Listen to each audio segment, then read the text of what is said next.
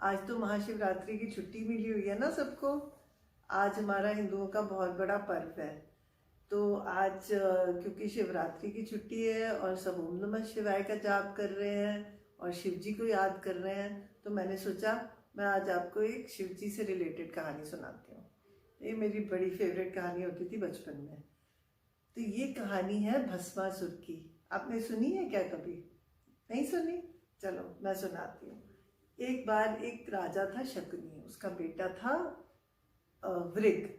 अब जो ये वृक था ना, ये बड़ा शैतान था। ये पापा की अपने बात नहीं मानता था और बहुत मनमानी करता था। खैर बेटा था तो इसलिए राजा ने उसको बहुत ट्रेनिंग दी, उसको बड़ा सिखाया कि कैसे जाना है। उस टाइम तो लड़ाई की ट्रेनिंग बहुत ज़रूरी होती थी ना, क्योंकि छोटे छोटे राज्य होते थे, उनको अपनी सुरक्षा के लिए अपनी आर्मी तैयार करनी पड़ती थी। तो एक बार उन्होंने उसे अपने सिपाहियों के साथ, कुछ दुश्मन घुस आए थे उनके देश में, उनको लड़ने के लिए भेज दिया। अब वृग ना बड़ा बददिमाग लड़का था और बहुत ज़्यादा एरोगेंट था। उसमें उसको बहुत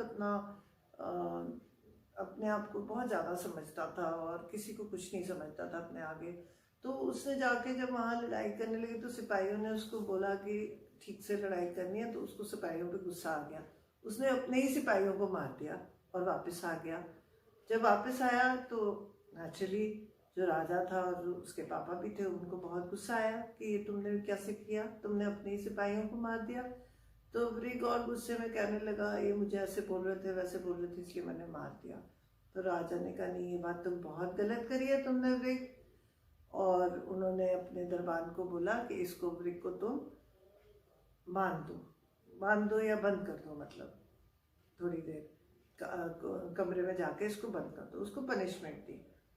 अब वृग को जैसे ही उसको पता लगा मुझे ये बंद करने जा रहे हैं कमरे में, उसने तलवार निकाली और उनको भी मार दिया और वहां से भाग लिया। अब जब भाग गया तो भागते भागते वो जंगलों में भाग रहा था कि कोई मुझे पकड़ ना ले। तो जा रहा था तो रास्ते में उसको कौन मिला? उसको मिले नारद मुनि। तो नारद मुनि ने उसको देख के पूछा कि वृग, ये तुम खून भरी तलवार लेके कहाँ जा रहे हो?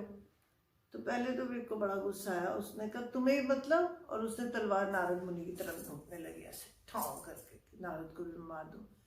पर नारद मुनि में तो बड़ी शक्तियां थी ना, वो एकदम से अदृश्य हो गए। अब ये कहानी अब कैसे अदृश्य हुआ ये मुझे भी नहीं पता। ये कहानी है 15,000 साल पुरानी। 15,000 साल से हमारे देश में शिव जी की प्रार्थना होती है। शिव जी जो है वो यूनिवर्सल एनर्जी है। हम मानते हैं कि इस सृष्टि को उन्होंने ही क्रिएट किया और वही प्रोटेक्ट करते हैं, और जब सर्वनाश भी वही करते हैं। तो सारी जितनी सृष्टि की पावर्स है ना, अच्छी बुरी, सब शिव जी के अंदर है।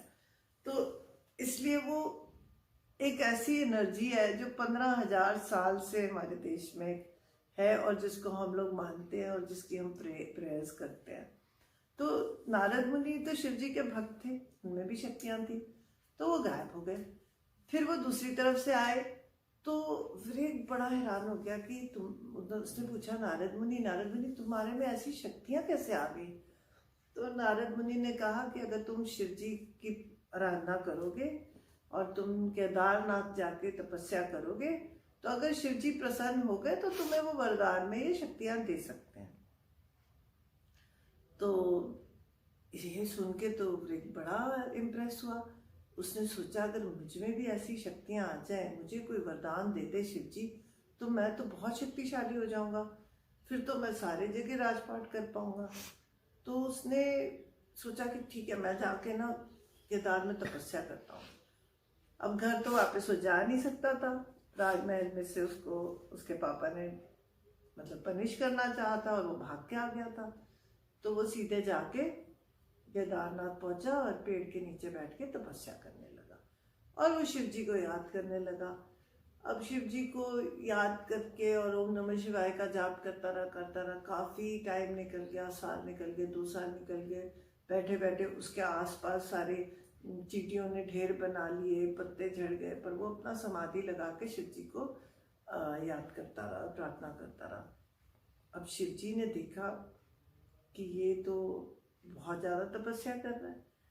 अब शिव जी खुश हो गए उसकी तपस्या देख के। तो उसने तो उन्होंने सोचा, पार्वती को बोला कि हम जाके इसको देखते हैं, ये भक्त इतनी तपस्या कर रहा है, इसको क्या चाहिए, पूछ के आते हैं। तो नारद मुनि को पता चल गया। तो नारद मुनि ने शिव जी को कहा, नहीं नहीं शिव जी, ये जो लड़का है ना, ये ठीक नहीं है, इसने तो अपने पापा की भी बात नहीं मानी है, बिल्कुल भी ओबीडियंट नहीं है, और ये बहुत अच्छा इंसान नहीं है, इसने तो अपने ही सिपाहियों को मार दिया था, आप इसको कोई वर मत देना, ये बहुत गलत किस्म का दिमाग है इसका, पता नहीं ये क्या करेगा शक्ति लेके कोई। तो शिव जी हंसने लगे। खैर वो गए, उन्होंने सोचा कि चलो जो होगा देखी जाएगी, पर अब इसने मेरी तपस्या करी, एक बार तो बनता है इससे पूछना कि इसको चाहिए क्या। तो वो उसके पास गए और बोले, वृक तुम इतनी तपस्या कर रहे हो, इतनी प्रार्थना कर रहे हो, तुम्हें क्या चाहिए। तो वृक ने बोला, आप मुझे ऐसा इंसान बना दो जो कभी मर ही ना सके, कोई मार ही ना सके मुझे, मैं हमेशा के लिए जिंदा रहूं। तो शिव जी हंसने लग गए। उन्होंने कहा, देखो इस दुनिया में जो पैदा होता है उसको तो मरना होता ही है, ऐसा तो मैं कर ही नहीं सकता, ऐसा तो कोई भी नहीं कर सकता ना, भगवान भी नहीं कर सकते, क्योंकि ये सृष्टि का रूप ही ऐसा है, फूल भी खिलते हैं, फूल झड़ते हैं, मुरझा जाते हैं, है ना। ऐसे इंसान भी पैदा होते हैं, जिंदगी जीते हैं, फिर वापस भगवान के पास चले जाते हैं। तो फिर उसने कहा, अच्छा तो एक काम करो, आप मुझे ऐसा वर दे दो कि मैं अपना हाथ जिसके भी सिर पे रखूं वो भस्म हो जाए, वो मर जाए। तो शिव जी ने तथास्तु कह दिया, ठीक है तुमको ये वर दिया। अब बड़े बूढ़े लोग कहते हैं कि अगर किसी के कैरेक्टर के बारे में आपको समझना हो ना, या किसी की नीयत का आपको समझना हो कि इंसान अच्छा या बुरा, तो उसको खूब सारी शक्तियां दे दो। अगर वो शक्तियों का अच्छा इस्तेमाल करेगा, लोगों के हित के लिए इस्तेमाल करेगा, तो ये समझ लो कि इंसान वाकई में ही अच्छा है। और अगर वो अच्छा नहीं होगा तो वो हमेशा अपनी शक्तियों से दुरुपयोग करेगा, लोगों पे रोब जमाएगा, गलत काम करेगा। अब तुम्हें क्या लगता है भस्मासुर ने क्या किया होगा? Yes you are right, Bhasmasur का तो बेसिक नेचर ही नहीं था कि वो किसी के लिए कुछ करे, उसको तो सिर्फ अपनी पड़ी हुई थी कि मैं शक्तिशाली हो जाऊं, मैं ऐसा हो जाऊं। तो उसने क्या किया, सबसे पहले तो वो अपने राज वापस किया और उसने अपने पापा के सिर पे रख के भस्म कर दिया उनको, और राजपाट पे राजा बन के बैठ गया। अब जब वो राजा बन के बैठ गया तो कोई अच्छा राजा तो था नहीं, तो बाहर जाता था अपनी प्रजा में, अगर कोई उसकी बात ना माने या अगर कोई भी उसको अच्छा ना लगे तो उसके सिर पे हाथ रख के उसको जला देता था और हुआ करके हंसता था। तो सारे लोग उससे बहुत डरते थे, और वो जितना वो डरते थे उतना भस्मासुर को मजा आता था। तो उसका नाम, ओरिजिनल नाम तो वही था ना, उसका नाम भस्मासुर इसीलिए पड़ गया क्योंकि वो हर एक के सिर पे हाथ रख के उसको भस्म कर देता था, जो भी उसे अच्छा ना लगे। अब जब वो ऐसे करने लगा तो शिव जी को पता चला इस बात का। नारद मुनि ने जाके उन्हें कहा, देखो आपको मैंने कहा था कि मत देना इसको शक्ति, अब वो ऐसे कर रहा है, ये तो कितनी गलत बात कर रहा है, अब आप कुछ करो इस बारे में। तो शिव जी ने बोला, ठीक है मैं जाके उसको समझाता हूँ। तो शिव जी गए भस्मासुर को समझाने कि भस्मासुर ये तुम गलत कर रहे हो, मैंने तुम्हें शक्ति इसलिए दी है कि तुम किसी गलत इंसान को भस्म कर सकते हो, कुछ अपनी शक्ति का ठीक जगह उपयोग कर सकते हो। ऐसे थोड़ी ना कि किसी को भी तुम जा के भस्म कर रहे हो, मार रहे हो और तुम खुश हो रहे हो कि तुम्हें इतनी शक्ति दी है। तो अगर तुम ऐसे करोगे तो मैं तुम्हारी शक्तियां ले लूंगा। तो भस्मासुर ने देखा इतनी देर में कि पार्वती जी खड़ी हैं शिव जी के पास, तो उनको पार्वती जी बड़ी अच्छी लगी। तो भस्मासुर ने कहा, क्यों ना मैं शिव जी के सिर पे हाथ रख के उनको भस्म कर दूं और मैं पार्वती को ले जाऊंगा। तो वो शिव जी के पीछे भागने लगा कि मैं आपके मैं आप ही को भस्म करूंगा। तो शिव जी ने कहा, तुम क्या सोच रहे हो, तुम ऐसा अनर्थ करना चाहते हो, तुम मेरी दी हुई शक्ति मेरे पे इस्तेमाल करोगे, और तुमने सोच भी कैसे लिया कि तुम पार्वती को हासिल कर सकते हो। तो पार्वती और शिव जी में तो बहुत शक्तियां थी, पार्वती तो वैसे ही अदृश्य हो गई, वैनिश हो गई, और शिव जी जो है वो भी वैनिश होके वहां से भाग गए। अब ये भाग रहा है, पीछे पीछे ढूंढ रहा है शिव जी को कि मैं कहीं मिल जाए तो मैं उनको भस्म कर दूं। दिमाग खराब था ना थोड़ा भस्मासुर का, ऐसे दिमाग खराब हो जाता है। जो लोग बहुत ज्यादा अपने आप में रहते हैं ना, जिनकी ईगो ही होती है उनके अंदर और वो दूसरे को कुछ समझते ही नहीं, वो उनका दिमाग खराब ही हो जाता है। तो ऐसे भस्मासुर का दिमाग खराब हुआ था, उसने सोचा मैं जाके शिव जी को भस्म करता हूँ। तो इतने में विष्णु जी को ये बात नारद मुनि ने जाके बता दी कि ऐसे हुआ है, शिव जी ने उसको वरदान दे दिया और अब भस्मासुर शिव जी को मारने जा रहा है। तो विष्णु जी हंसने लगे, कहते अच्छा तो फिर तो मुझे उसको जाके रोकना पड़ेगा, क्योंकि विष्णु जी तो शिव जी को बहुत मानते थे। तो विष्णु जी ने क्या किया, एक अच्छी सी सुंदर सी लड़की बनके, मोहिनी अपना नाम रखा, और नर्तकी बनके, डांसर बनके वो भस्मासुर के सामने जाके प्रकट हो गए। अब अचानक भस्मासुर तो शिव जी के पीछे ढूंढ रहा था, किधर गए शिव जी, किधर गए शिव जी, मैं उनको भस्म करूंगा और मैं पार्वती को लूंगा। तो सडनली उसने देखा ये सुंदर सी मोहिनी वहां खड़ी है जंगल में। तो जब वो पास किया तो उसको बहुत सुंदर लगी। मोहिनी तो वैसे ही उसको रिझाने आई हुई थी।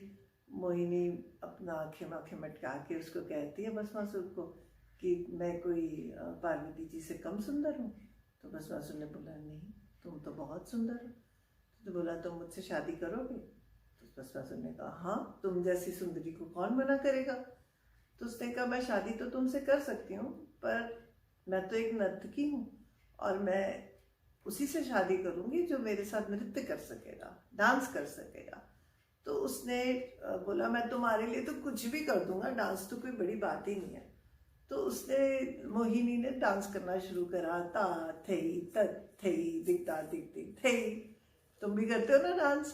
तो डांस में इतना उनको मोह लिया, ये स्टेप्स करा करा के, ता थई तत थई दिखता दिख दिख थई।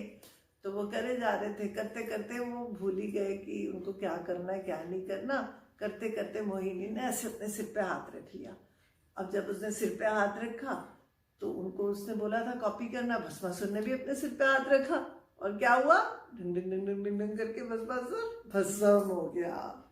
जब वो भस्म हो गया तो फिर वो मोहिनी वापस विष्णु के रूप में आ गई और उसने शिव जी को जाके बोला कि मैंने भस्मासुर को भस्म कर दिया है और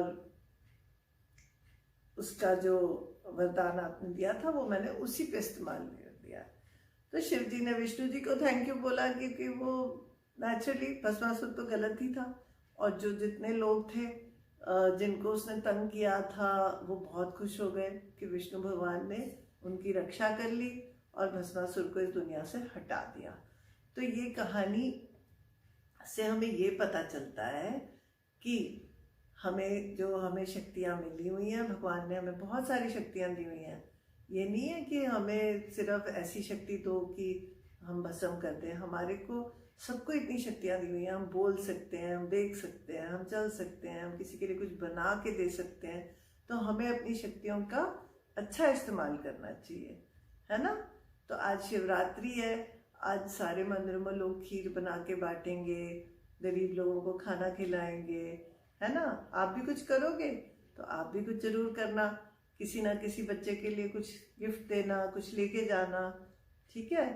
तो आप जब ऐसे अच्छे अच्छे काम करोगे तो हमेशा आपके लिए भी जिंदगी में अच्छा ही होगा। तो ये मेरी शिवरात्रि की कहानी है। आपको कैसी लगी मुझे कमेंट सेक्शन में जरूर बताना, ठीक है। आज थोड़ा मेरे मुंह में दर्द हो रही है क्योंकि मेरे मुंह में छाले हुए हैं, इसलिए मैं बहुत अच्छे से शायद ना बोल पाई हूँ, पर मैंने दिल से आपको कहानी सुनाई है। Okay, bye bye.